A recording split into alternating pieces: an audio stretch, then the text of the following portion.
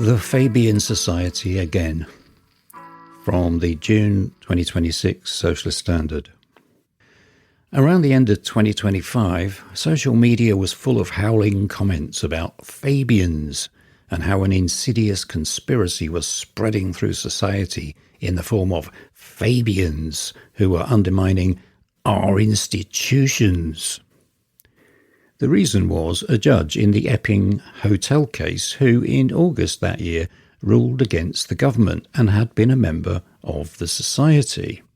Suddenly, the internet was full of how this 140-year-old organisation was hell-bent on a secretive mission to undermine the nation-state and implement socialism. The claims are that not only are most of the cabinet Fabians, but also people like the judge and prominent staffers at the Bank of England. The implication was that they are controlled, as if the Fabians were a secret society. The Fabian Society is actually quite open.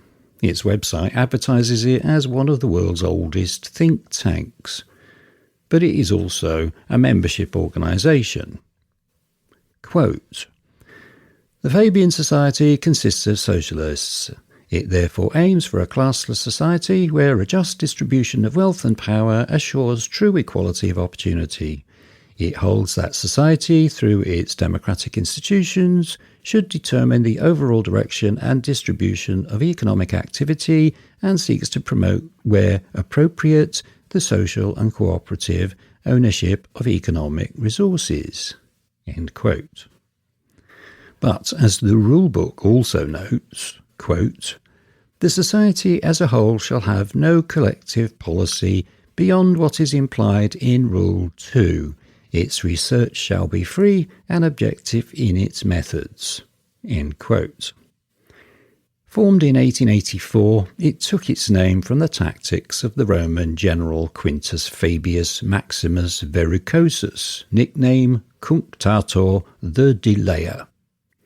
He beat Hannibal's superior forces by avoiding frontal assault, grinding his opponent down. This became the metaphor for the gradualist approach the society hoped to implement.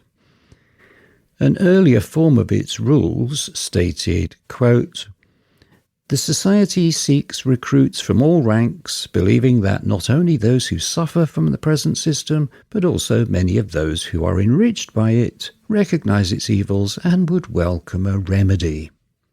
End quote. That is, advancing by appealing to the powerful.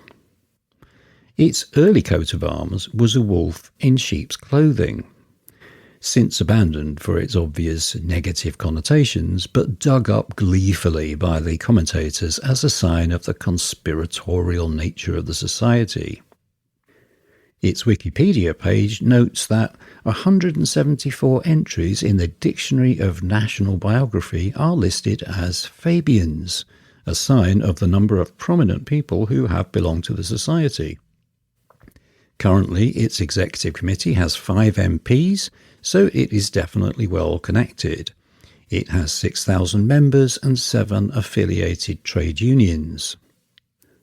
The right-wingers have latched onto the eugenicist associations of the early society. Many of the original members did believe in eugenics. This was in keeping with a science-oriented approach that saw society being fixable through rational, if authoritarian, organisation, rather than through human freedom.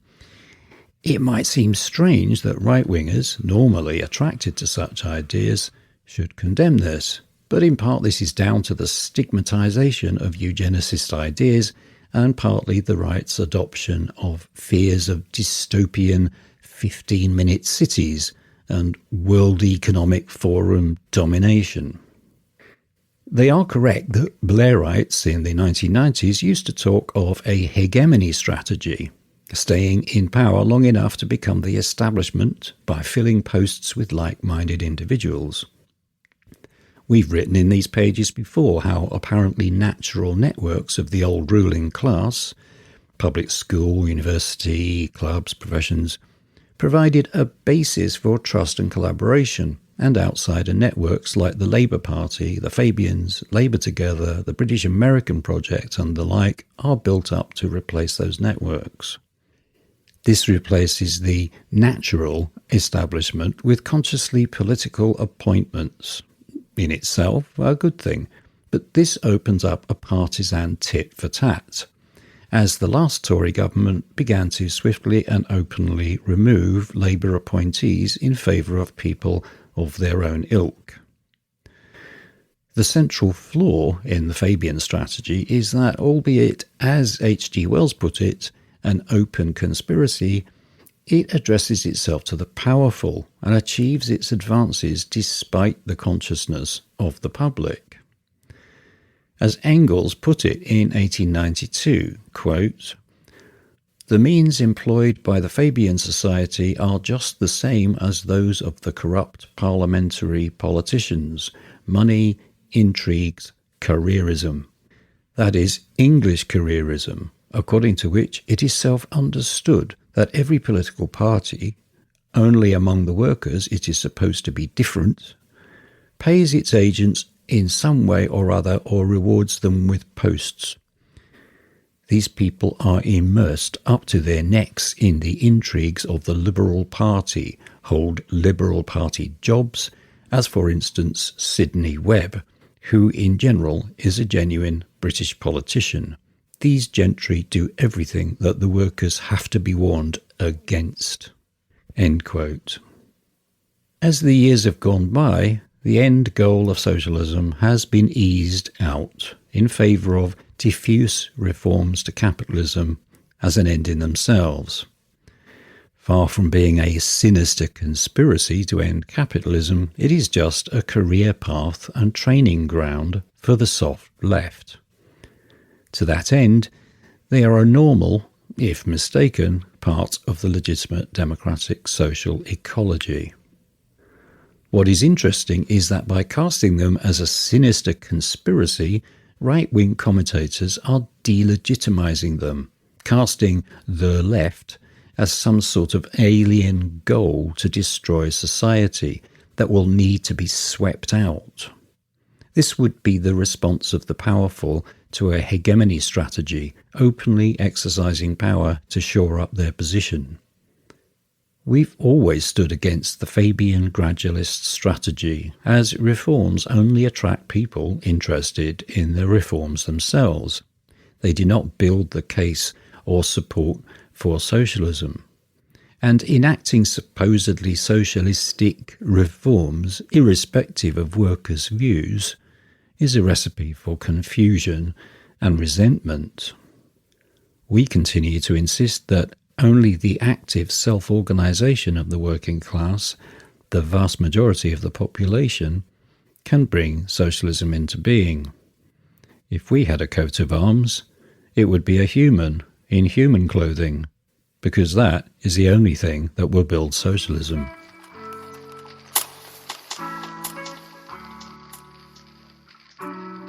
You have been listening to World Socialist Radio, produced by the Socialist Party of Great Britain. If you would like to find out more, you can visit our website, spgb.net.